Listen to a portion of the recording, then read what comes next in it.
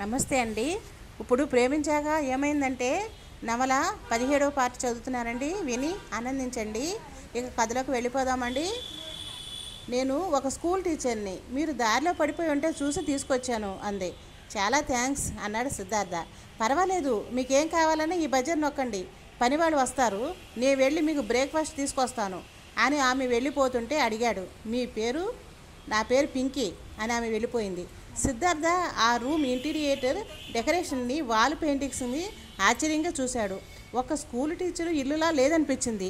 పక్కనే ఉన్న టీపై మీద మ్యాగజైన్స్ కనిపించాయి. వాటిని తిరగేస్తూ కూర్చున్నాడు. బ్రేక్ఫాస్ట్ రెడీ అంటూ ఆమె వచ్చింది. సిద్ధార్థ ఆమె ప్రతి కదలికను పరీక్షగా చూశాడు.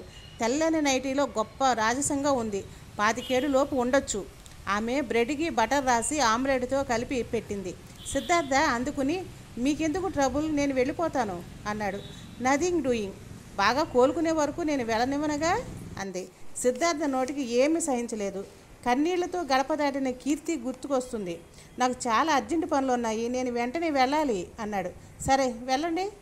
లేవండి, ఆమె చేతులు కట్టుకుని సీరియస్గా అంది. సిద్ధార్థ లేవబోయాడు. అప్పుడు గుర్తుకొచ్చింది తన కాలు విరిగిన సంగతి. బాధగా చూశాడు.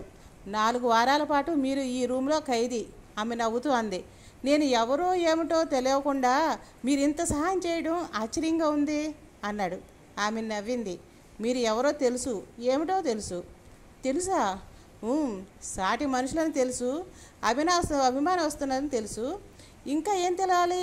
చిలిపిగా అంది. అయినా సరే మా ఊరిదే, నేను వెళ్ళిపోతాను అన్నాడు. సైలెన్స్. మాట్లాడకూడదు, పడుకోవాలి ఆజ్ఞగా అంది.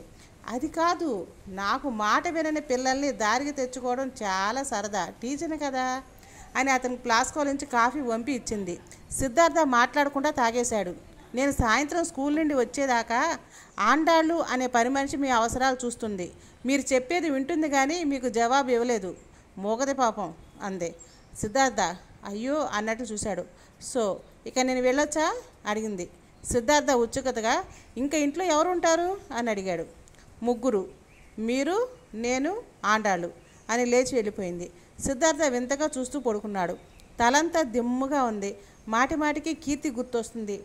ఎంత పిచ్చిది, భయపడి నన్ను కలవనని మాట్లాడనని కాగితం మీద రాసి సంతకం పెట్టమంటే పెట్టడమేనా? అసలు అంత భయపడాల్సిన పరిస్థితులు కల్పించిన నాన్నని ఏమనాలి అనుకున్నాడు. గదిలో అటు ఇటు ఫోన్ కోసం చూశాడు. లేదు. కాలు కదపలేని తన పరిస్థితి మీద తనకే జాలేసింది. బజర్ నొక్కాడు. ఆండాలు వచ్చి నిలబడింది. ఫోన్ కావాలి అన్నాడు. ఆమె లేదన్నట్టు చెయ్యి ఆడిచింది. సిద్ధార్థ తల పట్టుకున్నాడు. ఇంకేమైనా కావాలా అన్నాడు సైగ చేసింది.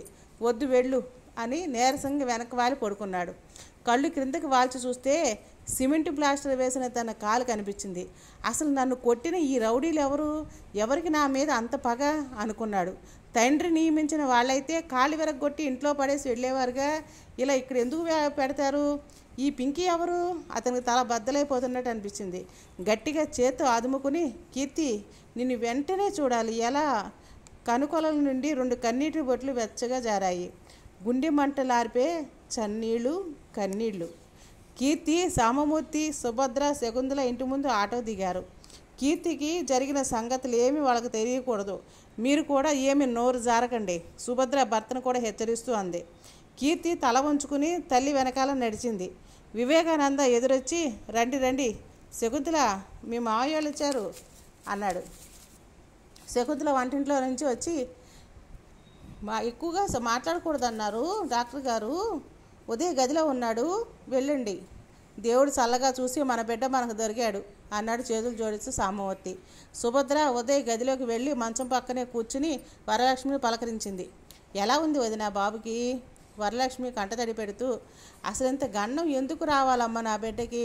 వాడిలా మంచం మీద పడి ఉంటే నేను ఎలా తట్టుకోగలను అంది. ఉదయ్ కొద్దిగా పైకి లేచి కూర్చుంటూ, ఏమిటి ఇప్పుడు ఈ ఏడవటం ఎందుకు? బతికి బయటపడ్డానుగా. అత్తయ్య ఎలా ఉన్నారు అని అడిగాడు. సుభద్ర జవాబుగా ఉదయ్ దగ్గరికి వెళ్ళి మీద చేయేసి బావురమని ఏడ్చేసింది. వాడిని ఇబ్బంది పెట్టుకు అంటూ సామవతి గదిలోకి వచ్చాడు.